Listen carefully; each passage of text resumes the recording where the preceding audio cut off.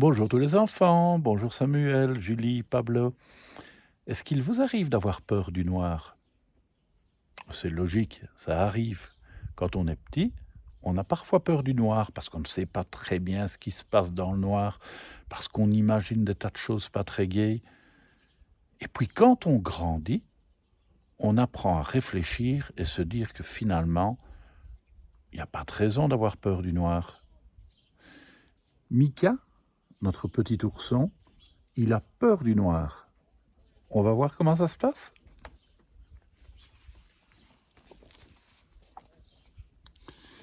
Mika est un ourson si blanc qu'il ressemble comme deux gouttes d'eau à une grosse peluche toute neuve.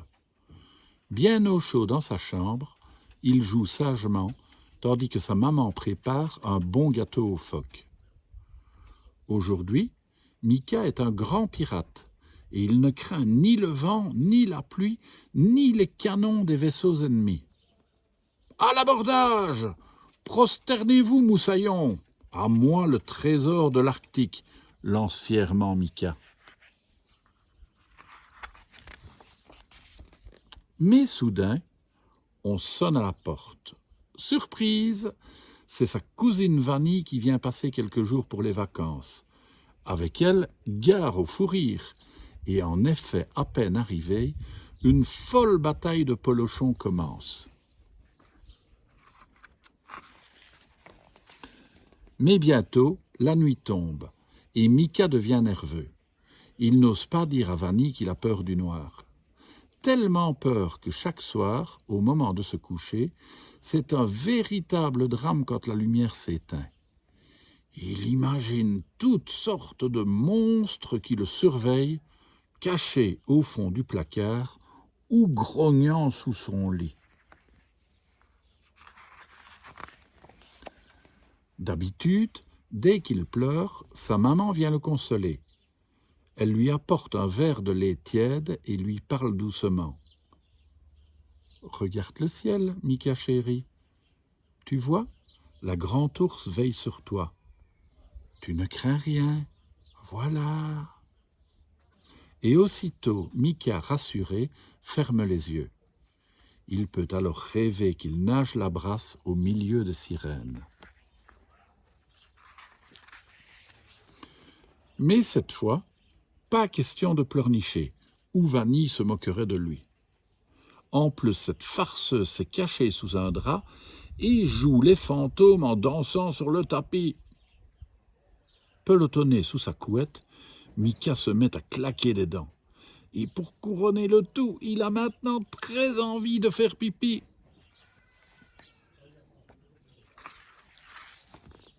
« Ne me dis pas que tu as peur du noir » demande Vanny à son petit cousin. « Il faudrait mieux t'y habituer, car demain c'est la nuit polaire. La nuit la plus longue et la plus fantastique de tous les temps. Au village, il y aura des magiciens, des cracheurs de feu et même des esquimaux pour le dessert. »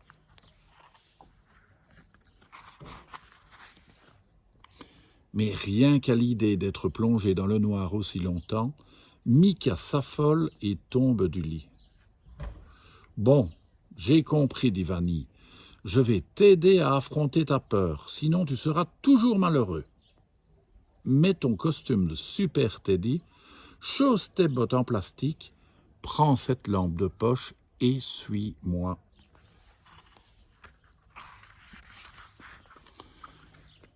Vanny ouvre la porte du jardin glacé. Mais dehors, le ciel est plus noir que de l'encre. Mika n'ose pas sortir. Il a bien trop peur de l'abominable géant qui les attend dans l'obscurité. « Mais Vanny, tu as vu son fusil » murmure-t-il.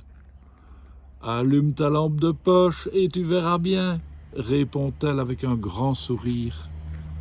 « Oh, ce n'est qu'un gros bonhomme de neige.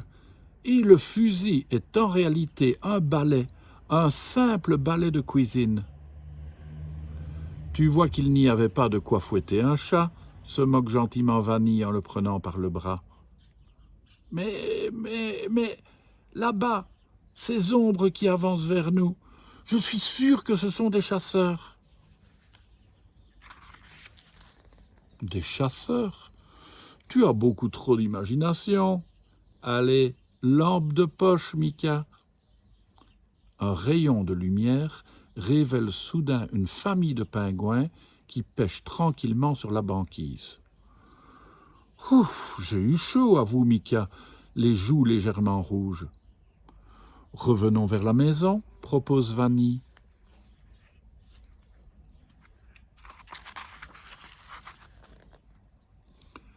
Devant la porte d'entrée, deux immenses serpents sont dressés face à eux.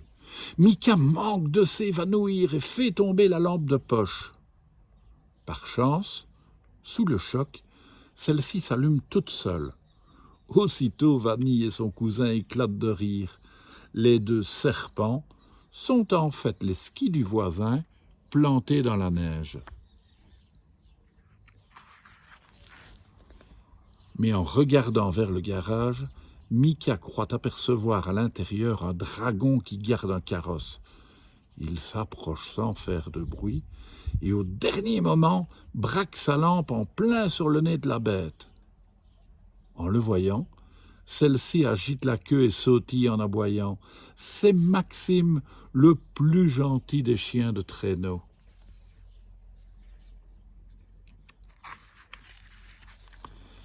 Mika commence à se prendre au jeu. De plus en plus courageux, il ouvre la porte de la maison, mais sursaute tout de même en voyant l'énorme araignée qui les observe depuis l'entrée. Zut, la lampe de poche est cassée. Vanille allume alors la lumière et fait un clin d'œil à son cousin. La voilà ton araignée, c'est un parapluie ouvert. À présent, Mika n'a plus peur du tout. Il se met à chanter joyeusement en montant l'escalier. Dans le couloir, Vanille lui demande avec une petite voix. « Mika, ces deux têtes qui nous regardent sur le mur. »« Ah non, ne me dis pas que tu as peur d'un miroir maintenant. C'est le monde à l'envers. Allez, au lit peureuse. » Le lendemain, le jour ne se lève pas.